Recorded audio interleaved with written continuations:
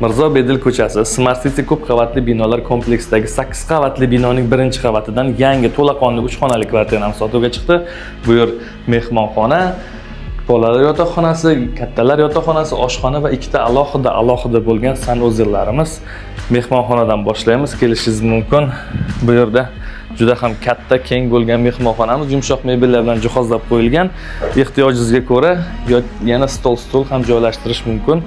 Juda ham keng, katta, devorlar attachanta qilingan. Keyingi xonamizga o'tamiz. Keyingi xonamiz bu bolalar yotoqxonasi. Ko'rishingiz mumkin. Jihozlab qo'yilgan, hamma sharoitlar bor, yorug', juda ham bu yerda hamma xonalarida derazalari bor, gulxoy xonalari yo'q, e'tibor bering.